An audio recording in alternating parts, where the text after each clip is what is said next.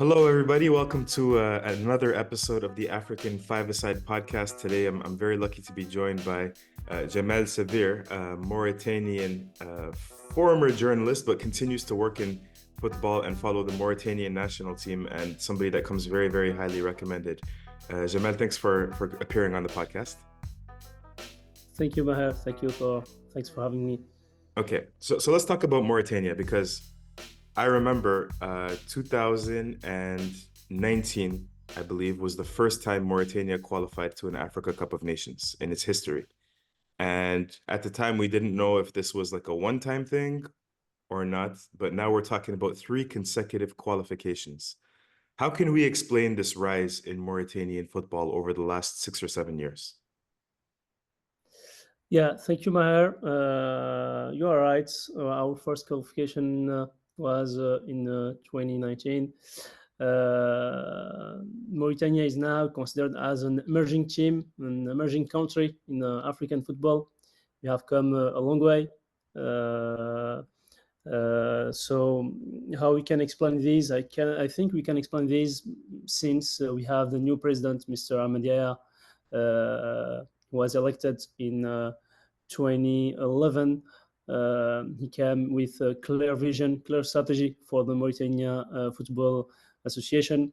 So he worked with his executive committee on many topics, many parts of the strategy regarding the vision that we want to give to our football, regarding the training, regarding the championships.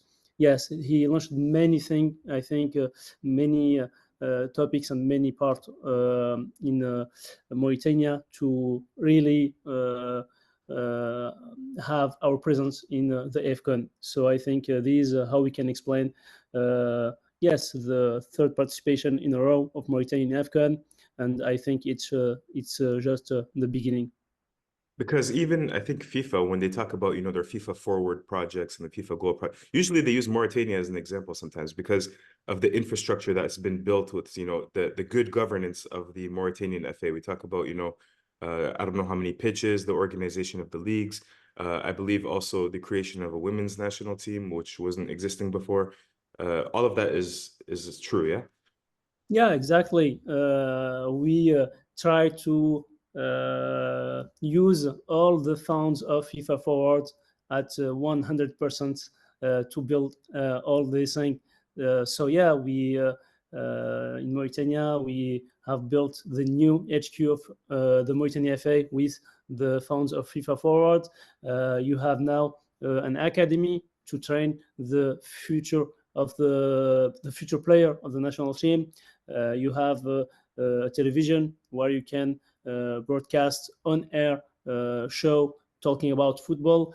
You have now the recent project is a medical center where you can treat and follow the players inside the complex. You have a kind of giant complex where you have the HQ of Mauritania FA. You have the pitch, the main stadium where the national team play all their games. Yes, you have many pitch. You have kind of Clairefontaine, if I can say that. At our level, I mean, we don't. I'm not meaning that the standing is like Clairefontaine, but it's for Mauritania. I think it's a very good thing, and the idea, yeah, is to start and to move forward to be sure that we will continue to improve and to progress in terms of development. So let's talk about qualifying for this AFCON because Mauritania was drawn in my opinion, a very, very difficult group. You have Democratic Republic of Congo, footballing giant. You have Gabon, who had been qualifying to many previous African Cup of Nations tournaments, and you also had Sudan. Um, what were your feelings throughout the qualifying? When you initially saw this draw, were you confident that Mauritania would be qualifying throughout the group? And can you talk to us about qualifying in general? How was it for you guys under a new coach, Amir Abdou? Yeah, qualifier is always a hard mission, a hard campaign. So it's not easy, and we don't have a mindset that we will say for each campaign, qualifier campaign, that it will be easy for us. before this qualifier campaign for our first participation. We played, for example, in a group where we faced Angola, Burkina Faso, Botswana. For the second qualifier campaign, we played against Morocco, Burundi, Central African. So it's not easy. You play some match at home and other match away. So it's always difficult. And specifically for this last qualifier campaign, it was not easy for us because we lost one game against RD Congo on the green carpet, if you can say that, because we have one player who was ineligible. There was some mistake on the procedure that we have to make. So it was not easy. I think we have defended our qualification in this group by beating Gabon, strong team, a very big team, with our former coach Patrice Neveu, with some stars like Aubameyang, Lemina, and other stars player. I am talking about player who playing on Champions League, on top leagues, where in our team we don't have any star player. So it was not easy, but I think regarding the quality that we have in the team, the collective spirit that we can play with, Mauritanian player play with the heart. So when they play with the heart, they can do everything. Okay. Can you talk about Amir Abdou now? Because we knew him with Comoros, and he did a fantastic job with them before. He was brought to Mauritania. What were the expectations when you brought Amir Abdou? Was it to take this team even more forward, or to maintain, qualification at the Afcon level? And what kind of a coach is he? How has he been doing for Mauritania so far? Yeah, Amir Abdou did a very good work with Comoros on the last Afcon, where they achieved, I think, a round of 16 in terms of performance. They lost to the hosts, Cameroon, and they didn't have a goalkeeper. Exactly. Goalkeeper, red card. And in the past, I don't know if you know this information, but Amir Abdou was as well a coach of FC Nouadhibou in Mauritania at the same time with Comoros. So he worked between FC Nouadhibou and Comoros. When he had some games with Comoros, he go to play the match with Comoros, and then he trained the FC Nouadhibou, the best and the big club in Mauritania, who is playing now the group stage in for CAF Champions League. And then the opportunity came for Amir Abdou to take the national team in Mauritania, because we played a very catastrophic, if I can say, Afcon in Cameroon, where we lost all our games. And yes, the time came to change, maybe to adjust something, and the federation and the executive committee take the decision to make the appointment of Amir Abdou as principal coach of the national team. I think he's a very good coach. He's a coach. Amir Abdou has changed the face of the team. He's a very demanding coach in terms of work with player, highly organized, because he live in France, and he knows the French school, so he's highly organized. And I think one of his quality is the ability to get the best out of his group, to try to talk, to create some links with player, the capacity to motivate and instill a winning mentality in players to impact the performance of a Mauritanian player. Because as I said before, we don't have a star player. We have some player, and this link, I think, and this ability to create this relationship with player is very, very important. And as we said, the coach is 10% of the strategy. 90% is just the player support. So I think this is the secret, if I can say, and this is why as well we have chosen Amir Abdou as a national team coach. Very interesting about how psychologically strong Amir Abdou can be and can get out of his players.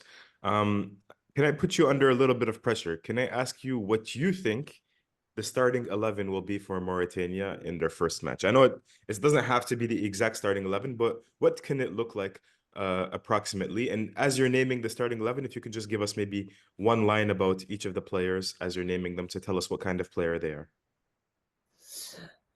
Yes, as you say, it's always difficult to give a starting 11 because everything will depend on the fitness of the players, injuries, as you know. But you have some names that I think will not change, excepting if there is a no, something like injury. So I think as goalkeeper, you will have Mauritanias. He's the first goalkeeper since a year, I think, in the national team. Mauritanias is playing for Guingamp as a second goalkeeper. In defense, you will have Lamine Ba and Bakary Ndiaye as a center back because Bakary Ndiaye played, I think, the last two editions of the tournament of Afcon, so strong experience. Lamine Ba is quite a new player, but a very interesting player in defense as a center back. So Lamine Ba is playing in Croatia. Croatia. Croatia, exactly. And Bakary Ndiaye is playing in Iraq, and he is doing his comeback in the national team because he didn't play all the games of the campaign qualifiers. On the right back, you will have Ibrahim Keita, the best, in my opinion, the best right back that you can have in Africa now. He's playing for TP Mazembe. And he's a very bright player. On the left, you will have, in my opinion, Ali Beid, one of the old players Very of the team. experienced, yeah. Experienced, exactly. He played for Levante, and now he is evolving in Romania with FC Uta in the first division. In the midfield, I think you will have Delahi. Delahi. He used to play in Algeria, I think, for Hussein Dey. He was a very clean Delahi, defensive midfield. yes, he played quickly in Algeria, but then now he's playing in Iraq, if I'm not wrong. Yes. You will have Abdallah Mahmoud, who is playing in the second division in Switzerland. He previously played for in La Liga. I don't have his club in mind right now. And you have Gesuma Fofana and Aboubakry Koita, the new Murabitun, if I can call him like this. Because he played only one game. It was the last game that we played against South Sudan, and he is a very interesting player, top scorer in the Jupiler League in Belgium. And in attack, you will have, I think, Aboubakar Kamara and Tangi. Aboubakar Kamara, a former player of Fulham, and now playing in Al Jazeera in United Arab Emirates. And Tangi is the former player of Senwadibu, local player, but now he's playing for Al Ittihad Tripoli in Libya. I think they have a good complementary. They're very complementary, I think, those two, because Tanji is more technical, yeah, and Kamara, I think, is a little more physical. I think they work well together. Kamara, Yes, his nickname, am I making this up, or is his nickname AK-47. AK-47? That's for me, that's the best nickname in Africa. Yes, and he's so definitely the technical leader of the team. He's a very great player who scored the goal, and Tangi as well score goals. So yes, there is a very good, interesting combination between both players. Very good. Okay, so it looks like we're going to be lining up in a 4-4-2 maybe. If we had to pick, I know you told me there's no stars. I mean, Champions League stars in Mauritania. This is a very collective team. If we have to pick one, you say leader or entre guillemets, between the air brackets, a star player, who could that be? Would it be Kamara? Would it be Tanji? Would it be somebody else? Hard question, as you said, collective, but I will say definitely Kamara because he is, as I say, the technical leader of the team, robust physical presence, ability to play in various positions, center forward, on the wings, compete well in aerial duels, scoring instinct, leadership skill, as I said, technical skill, dribbling, finishing. So yeah, I think I will put in first position Abubakar Kamara, because he is definitely the leader, the technical leader of the team, as I said. And the second one, even if he's new, I will say maybe Aboubakar Koitai, the top scorer of the Belgium Jupiler League, winger player of Central, top scorer, very good dribbling, very good shooting with precision and power. When you see his goals in Belgium League, most of his goals are on free kick. A very speed player with quick acceleration, high running speed, high intensity. So yeah, I think Abubakar Kamara in first, and then Koita maybe as a star player, if I can call that. And in terms of maybe a young player or an unknown player that maybe Africa or the world doesn't really know that can explode, do you have a name in mind? Because last time, if I'm not mistaken, in Cameroon, Mauritania had the youngest player at the Afcon, Beat Lekweri, player who I watched him a little bit with his team, AS Douane, I believe. Nice player, exactly. technical, short, left-footed. Yeah. I think he's suffered some injuries. I don't see him in the squad this time around. Exactly. Is there another player perhaps that you have this time around, either young or unknown, that can explode and that we can perhaps learn about during the tournament? Let me just think. I have maybe one or two player in mind. In midfield, I can identify two young player, like Sid Ahmed El Abd, very unknown player. Anyone know? Maybe locally, maybe some people knows him. 22 years old, playing with FC Nouadhibou in the first division. He's playing now with FC Nouadhibou, the group stage of CAF Champions League. He has a very good ability to read the game as a midfielder, very good intercepting passes, pressing, box-to-box player. So maybe, yeah, if he has the opportunity to play, he can really explode with the team. And I think about another player who is Oumar Ngom, the very young player of the team, 19 years old, playing with FC Pau in Ligue 2 in France. Very good playmaker as well. Good ability to move forward with the ball, to initiate attacks, good pass skills. And both players played with the young national team under 17, I think, and under 20. So yeah, if I can mention some young player who can explode, I think about Sid Ahmed El Abd and Oumar Ngom. Amazing. Thank you so much. So we're just going to finish with this, Jamal. I'm not going to ask you to give a prediction. What I will ask you is what would be considered a good tournament for Mauritania and what would be considered a bad tournament for Mauritania? Hard question, but I will try to give my point of view and as well give you the point of view of the fans. Our first participation, as you said, was in 2019. So participation is often seen as a significant achievement, but not anymore for Mauritanian.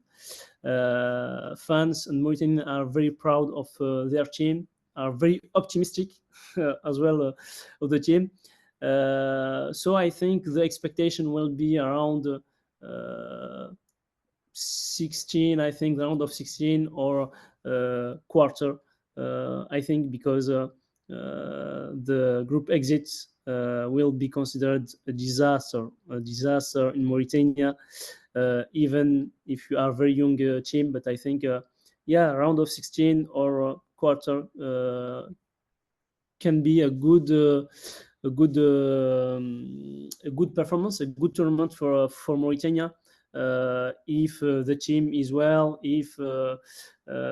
because I really think that the team has the potential to do it. So if the team plays well, if they can free themselves from any pressure, focus on 90 minutes, avoid individual mistakes, I think we can achieve this performance, because when you see all our games, all the goals that we conceived are based on individual mistakes. So we have and Amir Abdou has a big work on this part of concentration, focusing on the game, focusing, because in this level you don't have the right to make any mistakes. Yeah, everything is based on small details. And can I Exactly. also ask you a quick follow-up, and we'll finish. Does it also matter on the manner and how, if let's say there's an elimination by the group stages, la qadar Allah, does it also matter the manner? Like you say it in Cameroon, if you lose all three matches, I mean that's a problem. But let's say you, I don't know, there's an elimination, but you win one match, or you do like, you know, like you show that you're more competitive. It's a tough group. Last time you had a tough group with Tunisia and Mali, and the COVID circumstances, and you know, in the most difficult city in Cameroon as well, where there were some rebels and stuff. This time around, also a tough group: Angola, Algeria, Burkina Faso. Three teams could possibly qualify out of the group, though. Does it also matter the manner in which there's an elimination, if there's an elimination for the supporters, or no, you have to get to round of 16, mandatory? I think the perception for fans will be mandatory around round of 16. I think even if we win a game, and as you said, we have three teams that can qualify to this round. So I think, and when I remind the performance of Comoros, for example, they win only one game against Yeah, Ghana to yeah. qualify. So I think that there is a way to qualify, and it's mandatory. And if we didn't realize this performance, yes, there will be a kind of belong, as we said, to learn from what were our mistake and what we can learn from this. But this is our third participation, as I said, and I think it's mandatory to go to the round of 16 minimum for the fans, for Mauritania, and for people. So Mauritania are going to Cote d'Ivoire, not just to make up the numbers. They're going with a little more ambition, and it's logical. After qualifying for the third consecutive Africa Cup of Nations, they want to see some progress. Jemal, thank you so much for appearing. I learned a lot. I'm sure everybody else has learned a lot too. If you want to continue receiving these Afcon previews, please subscribe and keep it locked into this channel. It's the African Five-a-Side podcast, brought to you by africasaCountry.com. We're only now about a week, as we're recording this, a week away from the kickoff at the Africa Cup of Nations. So please do keep it locked in, and we'll speak to you soon. Peace.